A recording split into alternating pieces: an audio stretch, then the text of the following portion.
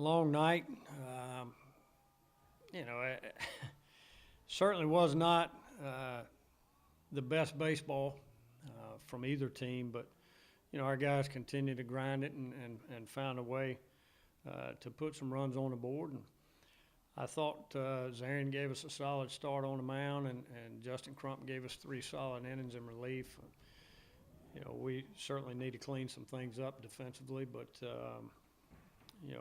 I'm pleased with our approach at the plate. It was much better. We showed some patience. We showed some plate discipline, and we took our walks late in the ball game when they weren't often enough in the zone, and we passed it on to the next guy, and we were able to open up the ball game a little bit. Probably the biggest hit of the game was down 3-2 in the bottom of the 5th, 2 outs, 2 strikes on Riley Zajac, and he doubles into left center and ties the ball game up. And then we had a quick inning in the top of the 6th when Crump came in and with 2 strikeouts and a bunt play. And then the bottom of that inning was when we really had an opportunity to open the ball game up. They struggled commanding the baseball, and we took our walks. Is it difficult for the players to maybe stay in the game, stay focused when there's so many walks, errors, just a lot of strange things going on? I think it does pose problems because it lengthens the game, and it poses problems for both teams.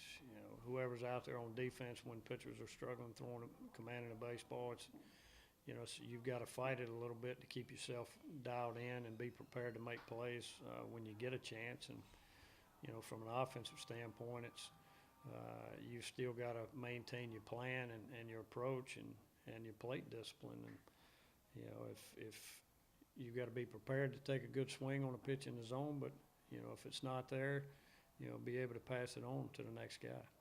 You mentioned Crump coming in there, giving you some good innings, 7 strikeouts, and his first win since 2016. That's got to feel pretty special for him. It should. His first inning in, like I said, he came in, got a strikeout, and they try to drag bunt, and he makes a play, and finish the inning with a strikeout.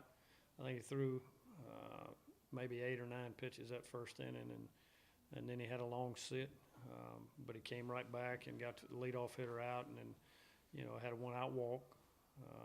And then we made a couple defensive mistakes behind him to give them 3 that inning. But turned right around offensively and jumped right back in there. Brooks drove in 2 runs, and we were able to add those 3 back and open the lead back up. And I thought Ryan Hare came in and his first outing for us, and he's a little bit around the zone the first 2 hitters, but then he dialed it in and got a strikeout to pop up and a fly ball to right field to close it out. These last 2 games with Toledo, those some of the more bizarre games you've been a part of, you feel like?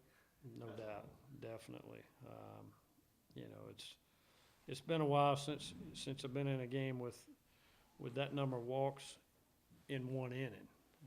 I've seen a lot of walks in a game, and we've had our share, but in 1 inning and 3 different arms. You got a day off and then face a doubleheader with Siena on Saturday and then again on Sunday, a single game. What problems do they pose? Solid arms, good starting pitching, and a couple bullpen guys that are really good from what we understand. They're going to compete extremely hard. Coach Rossi's teams always play the game the right way, and they play it hard. And they're tough kids from the Northeast, and they're going to come down here. They've already been on road trips the previous 3 weekends and played pretty well on the road. So we've got to be on top of our game, play clean defensively, and attack the zone on the mound. So if we can do those things, I think we'll give ourselves a chance to be in a position to win 3 ball games.